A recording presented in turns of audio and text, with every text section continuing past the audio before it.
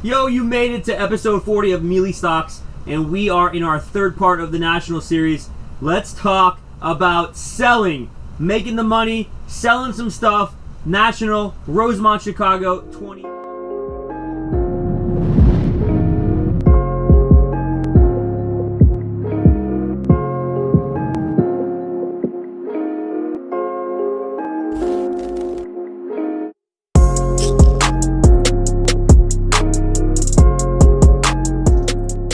Yo, so we are at our third part of the 5-part series on the National. My name is Jameel. I'm a part of the Meelypops podcast, videocast, whatever you want to call it, and we are part of the SlabStox Network. We've been doing this now. Episode 40 we're up to, so thank you guys for getting us to this point. Hopefully we provide some knowledge to you and have some fun with it. So I own a card shop here in Florida, the Meelypops Shop, but I have been a part of the show circuit for many, many years, specifically the National for the last 5-6 years, and it has been a whirlwind of fun and emotion, and it's just a wild time. So we are on our third part. Go back and watch parts 1 and 2, and before we get into today's part 3, as we talk about selling at the National, and this is probably going to be one of the most, I'm sure, commented on videos we do for the National. I'd love to hear how you're planning on selling down in the comments below. Before we get into that, one quick thing. I brought it up last week. I know everyone's focus is on the National, but I am a part of something so unique. It's called Collectors Con. We are pushing for something really, really unique for the Southeast on a national level, 400 plus table event, and it is going to be focused on sports cards, comics, and Pokemon as the main draw. We're going to have autograph guests and a bunch of other stuff, including a trade cruise on Saturday night and so much more. I'd love for you to come down and check it out. Go to our Instagram. We just launched the Instagram.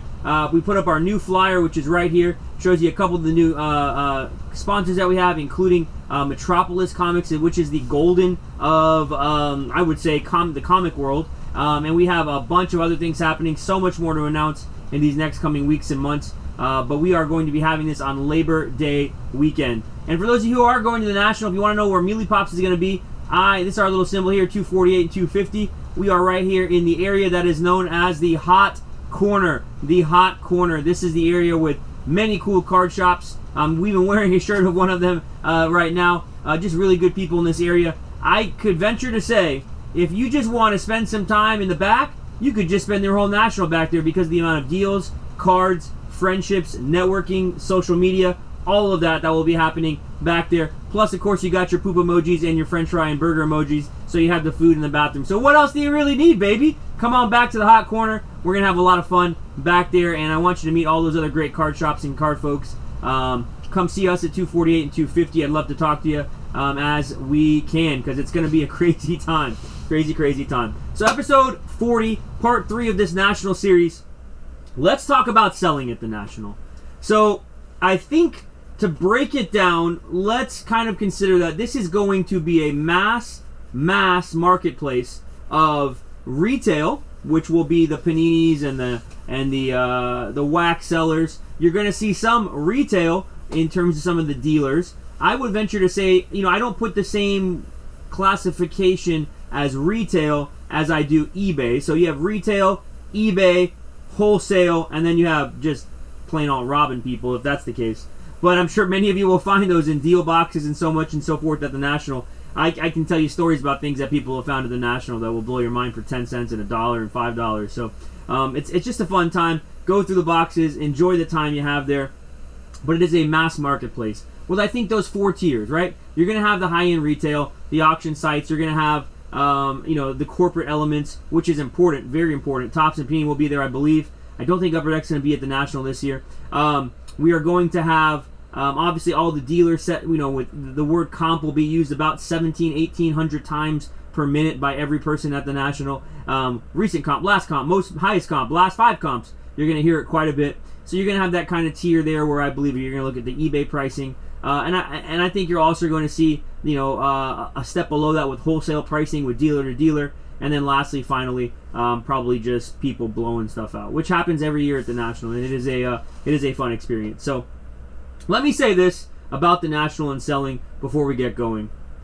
And I think this is a term that, or this phrase that I'm about to share with you, is pretty much accepted for most people. I come from a realm where I am on the other side of the table, so to say, as a dealer, card shop owner. But I think that area, and it's okay with me. Sometimes I'm not always okay with it because I don't think people know what they're saying sometimes. But I from the research side of things, but I think everybody is a dealer, right? That's kind of the mindset that everybody kind of has now. And I'll say this. For some people, it makes sense. I would agree. There are plenty of people that are dealers that are not set up. The dynamic does change a little bit, right? When you come up to tables and you are looking to sell things, you are looking to buy things. I'm going to be doing a whole episode 4 on buying, which I think that dynamic's a little bit different than the selling aspect. But you will see a lot of people at the National. I've said this in a lot of my videos before. There are a ton of people who will claim that they are going to be buying, but they're not really buying. And I think even for me, in some aspects, I'm going to be buying, but in this market, it's a very different market, so we are going to be a little bit pickier than usual. We will be a little bit more focused on, goals with buying. Not to say that we won't be buying quite a bit of stuff, but there will be a lot of money spent at this event. And I know that so many of you will be looking to move this or that, or this group of this, or this entire case. Some of you come to the National looking to go home empty-handed, which is actually not a bad goal. I think if you can be at that place, you have your PC, you know what you like, bring the stuff that you want to sell. I know for me, I'm going to be bringing some cards that I don't really want to sell. Cards that I believe are pretty soft right now. But I'm happy to bring them to the National to have them there, to be able to trade with people, to be able to kind of see what options are available, right? What you may want to move into, get out of, if it makes sense. And I think it'll be a very interesting time from that, just the mass marketplace. So let's get going in about this dealer talk.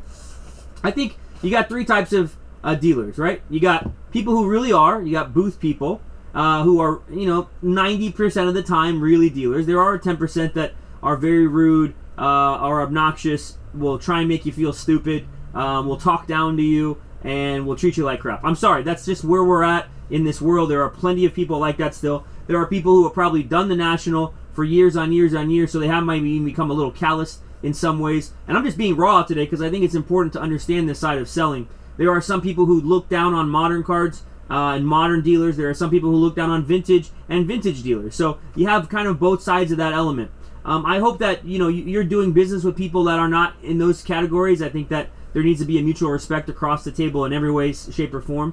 So with the booth dealers, you're going to see a lot of people with some incredible cards. Sometimes the prices are going to make no sense to you, and it might be because it is the National, and they are the only one who has that card at the National, right? So consider those things as you walk around, and you may be looking at cards and selling cards.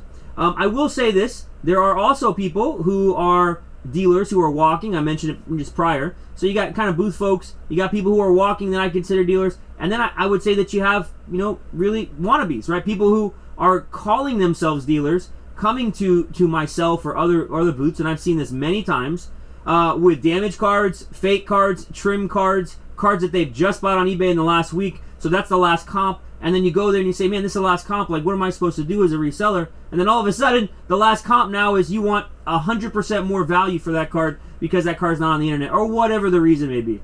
And so, for me, as a standpoint of selling to me, I have to kind of feed through that. And I want to give people deals. I want to be fair with people. I think that we, in the time and the dynamic has shifted a little bit at these big shows where people are looking to take advantage of maybe dealers to do a quick one on them, to come up with a fake comp, to come up with a manipulated comp. And so just know that, myself and there are many other people out there who are in this place who have been very educated in trying not to be screwed over. You know what I mean? That's not what we want to, we don't want to be taken advantage of. And likewise, you don't want to be as well. So we want to sell you cards. I'm going to be bringing probably 80% of our inventory will be graded cards because I want objective elements, when I buy and sell cards. We'll have raw cards as well. We'll have deal boxes as well, which will be a lot of fun. But just and wax. We have a ton of wax. But just understanding those elements with selling. So as you sell, be strategic, right? If you have a bunch of slabs and they are under $50 and they are PSA 7, 8s, and 9s, and they are not as desirable. Or you have a PSA 10 Eric Pashaw you just got back because you sent it a year ago. Or you have a PSA 10 Gavin Lux Topps base because you sent it in when everybody else sent it in a year ago, right? Those kind of cards are not very desirable, but there are going to be people who will buy them. So be strategic in how you sell. There'll probably be repackers there and individuals from these bigger groups that will be looking to buy those things, which I think is smart to go and seek those people out. I think it's smart to maybe kind of be strategic in how you sell, how you look to move cards. But I will also say this.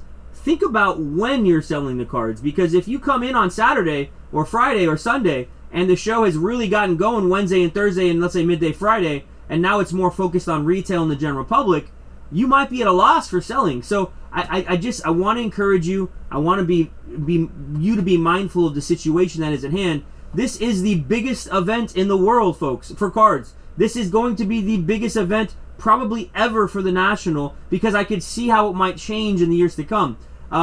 Next year it's at Atlantic City. We have no idea what the future brings, but right now, are you kidding me? This is the biggest event by far ever. VIP, I talked about it in our last episode. The stuff sold out. I don't think that's ever happened before. The Nationals had to come out with even some newer stuff, some newer packages this week, just so they could fit everybody in. So as you are selling, make sure you understand everybody else and their mother is selling out there as well.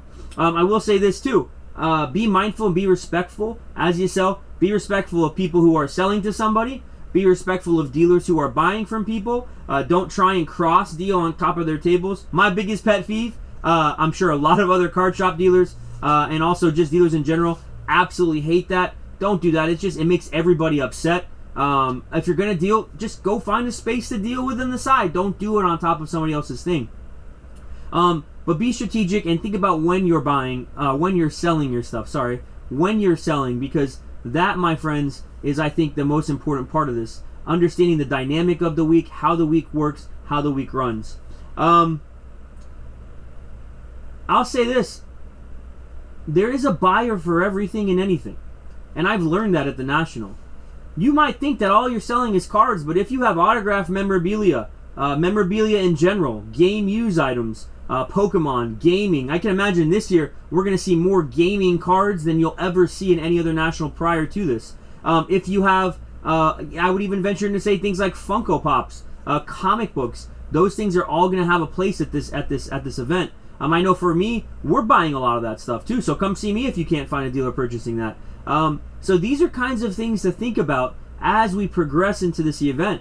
I've sold out many different types of collections to many people. I took a Type 1 photo that was of Honus Wagner that I got from here in Gainesville, and I was told by auction houses it was worth $300, $400. I won't name the auction house. I asked about four of them about I asked about four different auction houses how much they thought this thing was worth, and none of them gave me a valuation higher than $300, $400. And I knew it was wrong. I knew it made no sense. Put it out the event, sold it for $3,000, gave a lady half the money who brought it to us in the shop who just was going to throw it away. She was able to give it away to a nonprofit organization. Beautiful story, right? Bada bing, bada boom. But what I'm getting at is I knew at the National there would be somebody who would want that photo. Yes, it was ripped. Yes, it was not in the best condition. But it was a Type 1 Honus Wagner photo of him at Carnegie playing basketball that nobody had ever seen before. So things like that where you may have unique things that you may want to bring, unique autographs, unique elements. There is always a buyer for that. So don't feel like you don't have anything. Now, if you come in with cartons and cartons and cartons of 1991 Fleer and Donruss baseball, maybe you're going to be having a hard time moving that. I'll guarantee you somebody will buy that stuff from you in terms of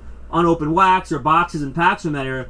But it may not be as lucrative, or it may not be as you may have to look a little harder.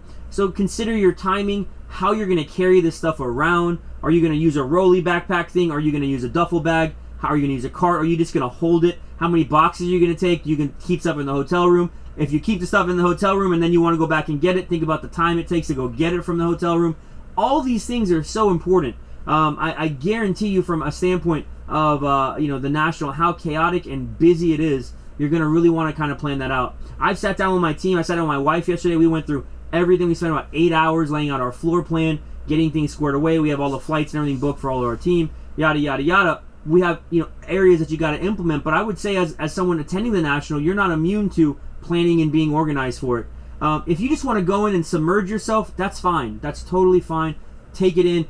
Breathe that national breath in when you get there. But if you're going to sell and you're going to move things, you got to be strategic. And a lot of you already know that. Trust me, I get it. But just make sure you understand the dynamics of what's going to be happening. Additionally, there's only so much money for people to spend. I could see many vendors spending over $1 million because of where the card market is, from the buying component. But again, how much of that million goes into a high-end $50,000 dual Jordan LeBron autograph? Or how much of that million goes into, a $250,000 super high-end, red out of 5 Soto Wander Tatis, whatever. You know what I'm saying? Like, these kinds of things you have to kind of take into account as you're thinking about selling to people. Another thing I want to bring up to attention, cash is awesome from the buying standpoint. I'll get into that to the next episode. But from a selling standpoint, if you're going to sell, you should be okay with receiving Venmo or PayPal from a person, because that, I think, is going to be an element that I think people don't think about much. Is they're going to have these massive PayPal balances and Venmo accounts that they can send money to you,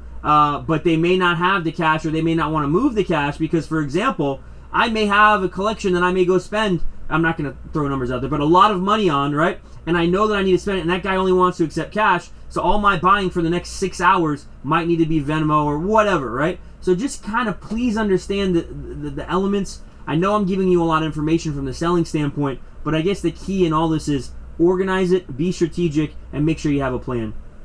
Selling is going to be awesome. You can move a lot of things at the National.